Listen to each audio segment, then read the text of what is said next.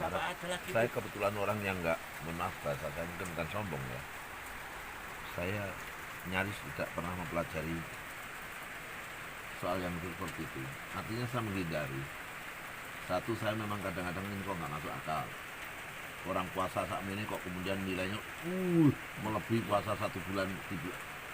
Banyak yang kan itu banyak yang isinya yang Ya, itu luar biasa gitu. Sehingga saya lama. sudah nggak tertarik. Aku lebih tertarik sudah lah, kewajiban kita itu menjalankan syariah Islam sebaik-baiknya. Selesai. Jadi Cak, yang tadi itu Cak, yang apa?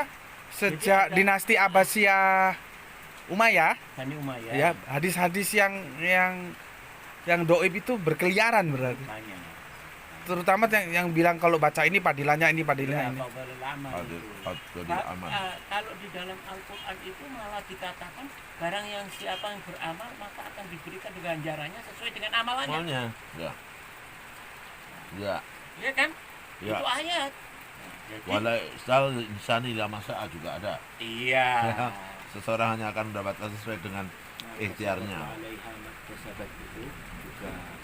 Jadi ayat makanya kita ini kadang-kadang dibuai oleh hal-hal seperti itu, terbuai. Kamu mengamalkan ini pahalanya sekian, ini sekian. Itu untuk merangsang supaya orang mau Terus berbuat berbuat terus, beribadah. meningkatkan beribadah terus. Ya.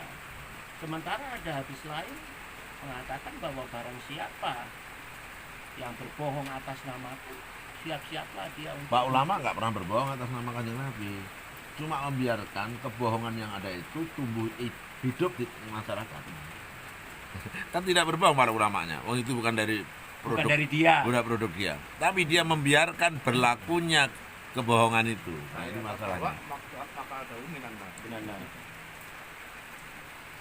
Gimana, Gus, penjelasannya? Ya itu tadi udah komplit. Enggak, cocok maksudnya cocok atau gimana, Gus? Karena kan gini, Gus, di dalam kehidupan kemasyarakatan kita kan banyak. Misalkan nanti kalau baca ini efeknya ini, baca ini, padilannya ini gitu. Makanya Gus, kemarin kan aku membahas tentang sholawat.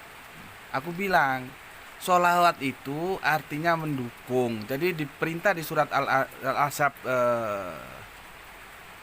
56 ya, 33. Surat Al-Ahzab itu berapa? 56. Surat Al-Ahzab 33. 33 ayat 56 itu kan kita diperintahkan dua. Diperintahkan bersolawat dan diperintahkan berislam seislam-islamnya.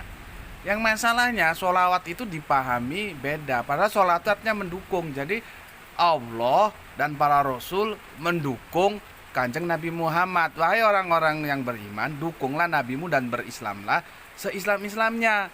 Begitu. Nah, cuman karena dipahami beda, terus sholawat itu nggak jadi gerakan. Tapi kalau dipahami benar bahwa kita harus mendukung usaha Kanjeng Nabi, artinya kalau sekarang kita harus menggiatkan sebuah usaha dakwah, kan itu mendukung. Tapi juga harus berislam seislam-islamnya. Lah kalau pemahamannya nggak di situ, akhirnya sholawat jadi jimat, Gus. Baca sholawat sekian terus nanti dapat ini, kalau sekian dapat ini, sekian dapat gitu. Itu yang berkembang di masyarakat kita menjadi seperti itu. Gitu loh, Gus. Cuman kan kita perlu juga ya itu tadi kembali. Saudara kita masih bisa roda 3, kita roda 2, kita paksa juga ya nggak bisa. Cuman ya kapan akan berubah dari sepeda roda 3 ke roda 2 gitu, Gus. Gimana, Gus Sur? Jadi gini, Gus.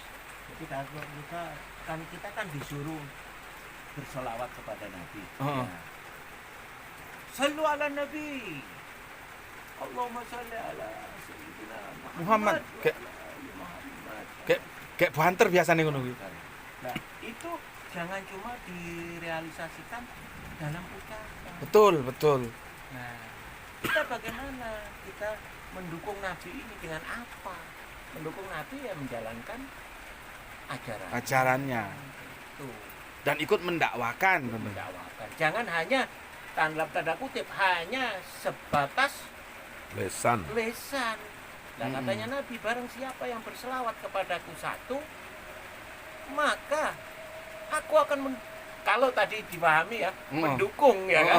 Kalau kamu mendukung, barang siapa yang mendukung aku Satu kali, aku aku akan mendukungmu 10 kali. 10 kali. Harusnya begitu. Seharusnya begitu. Cuman karena beda jadi jimat. Nah, itu.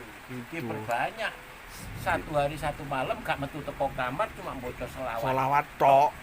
Metu teko kamar hasilnya apa? Ngantuk. Ya ngantuk jelas toh. Ya apa Gus? Ya apa Gus? Ya apa Gus? Psikologisnya itu kan harus dibenahi Gus. Komunikasinya Ya, ini. kalau saya tetap sampai hari ini saya belum tuntas, belum khatam bicara soal sholawat. Ya, artinya selama ini kan kita dalam konteks diskusi itu makna sholawat menjadi cukup ada banyak atau ada jumlah variasi ya. Nah, Beberapa penafsiran. ya, itu jujur saja saya belum menemukan pemahaman yang menurut saya sendiri memuaskan diri saya. Saya hanya sampai hari ini saya akan berpegang hal-hal yang memang harus saya pegang. Satu, bahwa memang perintahnya ya innallaha wa malaikatahu yusholli 'alan nabi ya ayyuhalladzina amanu shollu 'alaihi wa sallimu. Saya pegang itu bahwa kita diminta untuk bersolawat. Dan itu kan ya. Nah, salah satu bentuk bersolawat itu suka tidak suka karena itu terikat dengan juga perintah yang lain ya dalam konteks sholat misalkan. Di dalam sholat itu kita diwajibkan untuk bersolawat. Maka sampai hari ini selama ini saya dalam batas-batas minimal saya bersolawat terutama dalam konteks ya zikir dan di dalam sholat. Nah, di dalam. Tetapi saya secara pribadi tidak mengkorelasikan antara sholawat yang saya lakukan dengan segala bentuk fadilah-fadilah. Saya pribadi enggak pernah mengkorelasikan saya itu. tidak mengkorelasikan. Ini perintah saya Jalankan. Saya jalani. Ada korelasi apa-apa enggak ngurus? Saya enggak ngurus itu. Saya pribadi ya, sekali lagi saya pribadi saya tidak ngurus. Mengapa saya tidak mengurus ya? Mengapa saya tidak mengurus ya? Salah satunya adalah saya tidak mau tipe orang yang saya tidak mau beribadah itu terikat dengan fadilah-fadilah. Bahwa tentu saja dalam hidup ini selalu merindukan fadilah. Tetapi saya tidak mau istilahnya berdagang dengan cara yang tidak proporsional. Artinya begini, seolah-olah motivasi saya ibadah untuk dapatkan fadilah. Nah, itu yang menjadi masalah. Karena saya ingin ridho Allah semata yang saya kejar. Dan kalau ridho datang, tentu fadilahnya juga otomatis datang ikut. Walaupun nggak dipikirkan. Nah, karena makna sholawat masih dalam tanda petik pribadi saya masih ada question mark. Saya termasuk orang yang nggak setuju ketika dikatakan di bawah innallaha wa malaikatahu yusholluna 'alan nabi ya ayyuhalladzina amanu terus dikatakan kalau Allah dan malaikat itu adalah kalau Allah itu memberikan rahmat kepada nabi, kalau malaikat itu mendoakan nabi, terus kepada umat Islam kita juga mendoakan boyo opo gitu. Nah, buat saya tentu itu aneh dalam sebuah rangkaian satu ayat. Satu ayat itu Gus. Itu satu ayat beda-beda. Diartikan secara berbeda karena posisi yang satu dari Allah, yang satu dari malaikat, yang satu dari manusia. Coba kalau itu misalkan dinalar secara rasional, translate bahasa. Coba diterjemahkan. Sesungguhnya Allah merahmati Kanjeng Nabi dan malaikat mendoakan Kanjeng Nabi. Atau yang apa kalau malaikat apa itu? Diartikan apa? Yang umum tuh malaikat apa? Minallahi rahmah wa minal malaikat istighfar wa minan nasi doa. Nah, jadi kalau Allah memberikan rahmat lalu kemudian malaikat memberikan apa? Minallahi rahmah wa minal malaikat istighfar, memintakan ampunan. Dan kepada manusia diminta untuk mendoakan. Bagaimana satu kata yang sama persis dalam satu kalimat, dalam satu ayat, dalam satu kalimat atau satu ayat lalu diterjemahkan secara berbeda makna. Logika saya sebagai seorang yang pernah belajar bahasa, komunikasi komunikasi maupun bahasa karena saya juga pernah kuliah di Fakultas Jurusan Bahasa Inggris ya. Jadi ini nggak masuk nalar. Karena itu lalu sampai hari ini saya masih termasuk orang yang mencoba mendalami makna ini. Ya, sehingga saya tidak menerima pemahaman yang biasa diterima oleh masyarakat itu begitu saja. Nah, karena itu lalu apa yang solusi saya sementara waktu? Ya, pokok apapun yang diperintahkan Allah saya jalani selesai tanpa saya mengkorelasikan dengan berbagai hal yang lain atau fadilah-fadilah itu. Fadilah-fadilah saya nggak seperti itu. Menarik juga. Tadi- Gus, sebentar. Apa itu bisa dikatakan membangun keikhlasan secara pribadi? Ya, saya berpikir begitu karena seperti kita sudah sering bicara. Kenapa sih kok inamal a'malu biniat? Kok niat? Niat itu kuncinya adalah ya kembali kamu menghubungkan diri dengan Allahmu atau tidak. Nggak usah mikir iming-iming, Gus ya. Sudah keikhlasan. Oh. Gitu loh. Mohon maaf, sampai saya berani mengatakan gini, orang salah tapi tidak tahu kesalahannya dan dia menjalankan apa yang dianggap benar itu dengan ikhlas, surga. Orang yang tidak ikhlas meskipun menjalankan yang benar neraka. Neraka. Karena itu kuncinya di niat. Kembali ke Berarti hati, keikhlasan. keikhlasan. Jadi keterhubungan dengan Allah, ridha Allah yang kita kejar. Jadi jangan beragama itu terus transaksional. Aku wis ngene kok, aku ya kayak ono Kudu iki. ngene. Aku ngene kok orang kok ngene, kudune ngene. Nah, kalau saya nggak begitu. Dan itu menjadi tidak ikhlas berarti ya. Ya bisa begitu. Bahasa saya adalah menjadi transaksional. Masa karo Gusti Allah transaksional, walaupun Allah juga mengajari kita berdagang dengan Allah, tapi maknanya kan lain. Konteksnya beda. Ya, konteksnya beda. Kalau dalam konteks saya katakan tadi, jangan sampai kita tuh menjalankan perintah Allah, menjauhi larangan-larangan Allah itu selalu dihubungkan aku untuk apa, aku untuk apa, aku untuk apa lek ngene, aku untuk apa lek untuk ini. Nah, itu saya menghindari kehidupan model gaya begitu. Ya. Gus, apa yang memicu jenengan sepertinya ada pada pemikiran yang tidak tergiur dengan iming-iming itu, Gus. Itu kan mestinya kan nggak lahir sendiri kan, ada background yang men-trigger aku tak pokoknya dikongkon nggak tak lakukan padilane ini nggak ngurus. Itu kan harus ada trigger kesadaran itu kan gini, Gus. Kalau Robiah Adawiyah, Gus ya, dia bilang begini, kalau surga telah aku bakar, neraka telah aku guyur. Jadi supaya orang itu bukan beribadah karena takut neraka, pingin surga, tapi karena keikhlasan, karena cinta gitu loh. Kira-kira dengan jenengan yang memicu saya mungkin adalah proses-proses saya dalam memahami keesaan Allah atau ketauhidan terhadap Allah.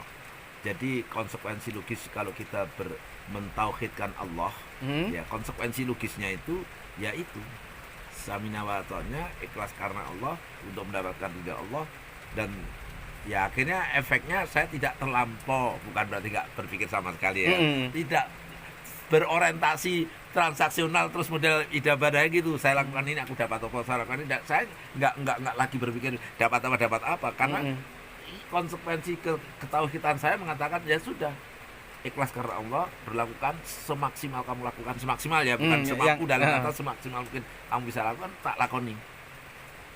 Meskipun di balik itu hati saya juga punya keyakinan kalau kita sudah menjalani itu, Allah akan memberikan kita yang terbaik. Apapun itu yang diberikan Allah, saya yakini itu menjadi yang terbaik buat saya. Gitu aja sudah, enteng, nyaman. Jadi nggak tertarik ngono padilawal. Enggak. Oke, gimana Cak Mat? Saya malah menguatkan tadi seperti niat ya. Saya kasih contoh. Ada 2 gelas, isinya putih, bening, dua-duanya bening. Terus dikasih tahu, ini Homer, ini air. Kamu pilih yang mana? Oh, saya pilih yang Homer. Saya angkat, saya minum. Loh, ternyata air juga. Tetapi karena dia sudah punya niat mau minum Homer, itu sudah dosa menurut saya. Karena niatnya. Meskipun sudah dia minum ternyata air. Itu kalau ngomong niat. Ya kan? Tadi saya dukung itu omongan Gus Sur tadi. Kedua, tadi Gus Sur mengatakan bahwa satu kata dimaknai 3 arti dalam kalimat yang satu. Ayat yang satu juga. Ayat yang satu. Tadi dikatakan minallahi rahmah. Saya garis bawahi ini dulu. Ya. Kalau tadi minallahi rahmah, ya kan? Nah, nanti akan terbentur ayat ini dengan ayat lain. Kalau minallahi rahmah, ya. Alladzina amanu idza asabathum musibatun qalu inna lillahi wa inna ilaihi raji'un. Ulaika alaihim sholawatu mir rabbihim wa rahmah. Sholawatu mir rabbihim tadi katanya rahmah. Kok ada wa rahmah lagi? Lah double rahmah, kita berat rahmah gimana? Double rahmah ya. Double rahmah. Lah, ini bagaimana menyikapi kalau tadi minallahi rahmah, mir rabbihim rahmah wa rahmah. nggak kena ya. Jadi gak nyambung ya. Hmm. Tadi itu kalau saya bilang tadi itu. Al-Baqarah itu guys ya. Ya, Cak, ya? Iya kalau nggak salah Al-Baqarah atau Ali Imran kalau nggak salah. Hmm. Iya. Lah itu Gus. Tadi kembali kepada sholawat. Ya dimaknai dua-dua. Kita berselawat secara lisan, Iya. tapi secara Tindakan. tindakan juga kita lakukan sholawat dalam makna Mendukung. Nah, Siap. kira-kira begitu. Mantep mantep sekali. Kemana ini kalau mau mukaku ini ya? Iya.